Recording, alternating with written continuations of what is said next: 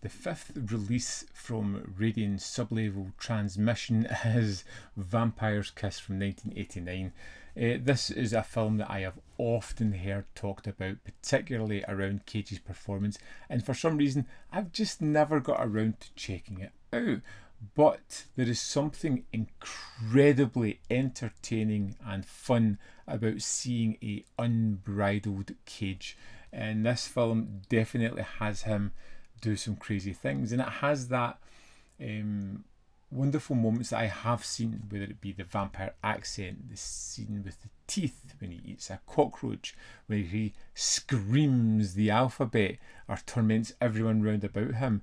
It is a film that feels as if everything is ramped up to excess, and there's a moment in the film when I was watching this where I realised, this is like a more comedic version of American Psycho. And everything just clicked, and from that moment on I just couldn't get enough of this wonderful film. Tell him I'm out. In fact, tell anyone who calls I'm out. I'm in a meeting. Are you all right, Mr. Loew? Tell him I'm in a meeting. Yes, Mr. Loew. Nicolas Cage plays Peter Loew, a literary agent in 1980s New York. He is arrogant, self-centred, performative. He is angry and loves to just cause as much bother as he can.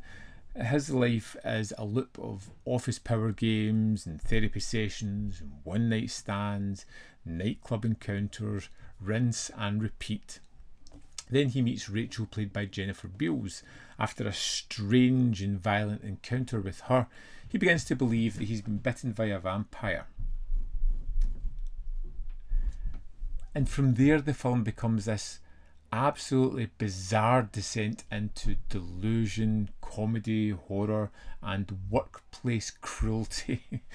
Peter thinks he is transforming into something supernatural, but the a real horror in the film is watching how that delusion gives him the permission to be even more monstrous to the people round about him.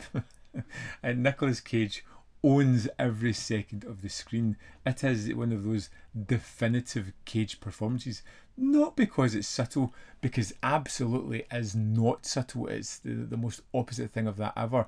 This is Cage completely unchained. He stretches words to they sound animalistic. He moves like someone trying to imitate a person from memory. He laughs too loud, he stares too hard, he turns tiny moments into physical discomfort because the performance looks ridiculous, but it isn't random.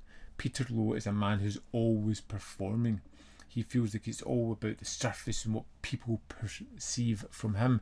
He's not a normal man who starts acting strangely. He's already artificial and just getting weirder as the film goes on. Hello, Dr. Glazer. This is Peter Loew. Peter Loew. A comedic American Psycho is a comparison that I kept coming back to as I was watching this one. Not because the films are the same, but because they're interested in the same kind of monster. An 80s Manhattan professional, a man with money and status and ego and expensive suits and relationships, but absolutely no real emotional centre. Patrick Bateman is polished violence. Peter Loew is completely ridiculous collapse. Both films understand that yuppie culture can be horrifying because it's rewarding performance and selfishness. Peter doesn't need fangs to be dangerous. He already has that power over people, especially in the workplace, and that's where the film becomes much nastier than the memes suggest. It's Mr. Loew, I'm looking! Ah! What the hell is he doing in here? I have a gun. If you hurt me, I'm gonna use it. Maria Conchita Alonso plays Alva in this film, and she is Peter's secretary, and she is the one who suffers most from his daily routine and his breakdown, because it becomes very uncomfortable and almost real at this point. You know, before that it's very silly and over the top, and Cage is doing his Cageisms. But when Alva is brought into it, he's spiraling out of control. He's taking it all out on Alva, who seems like a regular, everyday person just trying to do a job. And because he has power over her. He humiliates her, he threatens her, he fixates on her and treats her like an object. And that's the part that gives the film kind of real bite, so to speak. It's not just a laughing madman, it's a controlled, weaponised breakdown against one particular person. And as a workplace horror, it works because nobody holds Peter accountable for the action that he's doing. He's clearly unstable, and because he's a man in position and authority, people around him tolerate him more than he should, and Alva just can't walk away.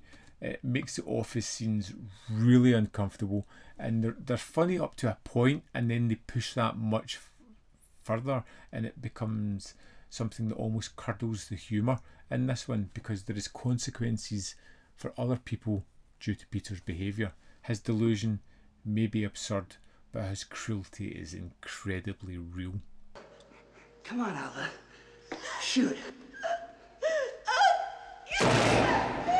Not the floor, Alva. Me! The more I think about Cage's performance in this film, and admittedly it's the first time I've seen it, it's not a film that sits politely inside the film. It feels like it's almost attacking the movie, daring them to catch up with him. He drags it into his own rhythm. There are actors and performers out there who would have portrayed Peter as sad or pathetic or gave a more realistic breakdown, and whereas that may have been good, it would not have been Vampire's Kiss. Cage understands that this Peter is a ridiculous person, and he makes him monstrous through the excess. Every eye gesture, every hand movement, every way of inflection, the way he talks, the way he screams is over the top. It's way too much for a regular person, and it makes it funny. And it's one of those ones where the humour is, yes, laugh out loud funny, but also deeply uncomfortable. You know, I'm laughing at Peter because he's absurd, and then you see how that absurdity hurts other people, and it adds a little tension to the film. The alphabet scene is funny because it's an insane moment that's completely unnecessary, but it epitomises that character at that time, puts him in a right mind frame. A, B, C, D, E, F, G, H, I, J, K, L, M, N, O, P, Q, R, S, T, U, V, W, X, Y, Z! Huh?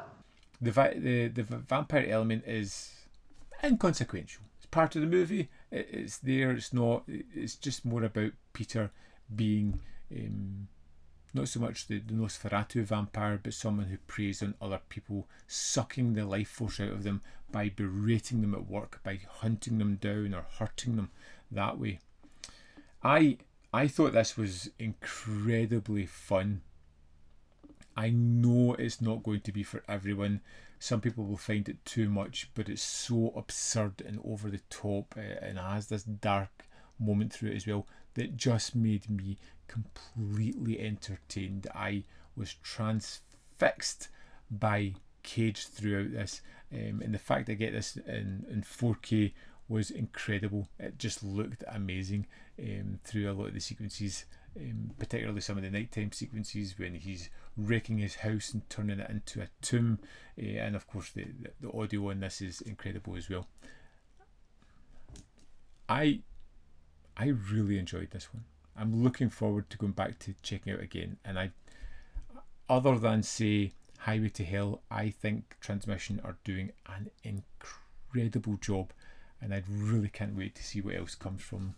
Let's dive into the disc and have a look at the extras. Here we are in the disc for Vampire's Kiss. Let's go to the special features. First up, we have the audio commentaries, where we have one with the director and star, and another with Kim Newman and Nick DeSemlin. Next, we have Robert Bierman. Director Robert Bierman looks back on Vampire's Kiss, how he came to be attached to the film, his working relationship with Nicolas Cage, the chaotic low-budget production, and its subsequent release and journey to cult infamy. Recorded exclusively for Transmission in March 2026, and this is a hefty 1 hour 5 minutes and 57 seconds, and he really does get into all kinds of anecdotes, of tales, of remembrances about this. It is an incredible addition to this disc. Next we have Joseph Minion. In this audio interview, screenwriter Joseph Minion looks back at Vampire's Kiss, exploring his inspiration for writing the script, while also unpacking the film's legacy. Recorded exclusively for transmission in May 2026, and this runs for 18 minutes 5 seconds, and he really does take you through the gestation and how this came about, and why he was inspired to write a horror film, which I thought was really interesting. Next we have Colin Towns. Composer Colin Towns talks about his experiences working on Vampire's Kiss and his collaborative partnership with Robert Bierman. Recorded exclusively for transmission in March 2026, and this runs for 16 minutes 52 seconds. Next we have The Dumbwaiter. Robert Bierman's acclaimed short horror film was distributed to UK cinemas as a supporting feature to the 1979 adaptation of Dracula starring Frank Langella, and acted as Bierman's calling card in Hollywood, eventually landing him the directing job for Vampire's Kiss. And this runs for 17 minutes 37 seconds and is an excellent short, really ramping up the tension and the suspense all the way through. A young woman is followed on the way home from work while an assailant tries to break into her house. There is also the intro of this short with Robert Bierman, which is 12 minutes as well. Then there is the trailer and behind the scenes gallery. Also included in this set is a poster, there are some art cards, and there is a 40-page booklet that has the actor's spotlight, I'm a Vampire, I'm a Vampire, I'm a Vampire, a highly subjective legacy of Vampire's Kiss, essay by Julia Armfield, Inside the Laboratory on Nicolas Cage's surreal acting in Vampire's Kiss by Zach Schoenfield, Biting the Big Apple, Vampire's Kiss and the Bloodsuckers of New York by Justin LaLiberty. And that's the extras for Vampire's Kiss. So we have it. Vampire's Kiss is completely unhinged and is exactly the kind of cult release that I want in my collection. Nicolas Cage going all the way up to 11 and beyond, and it is glorious to see. Another amazing package, another amazing film.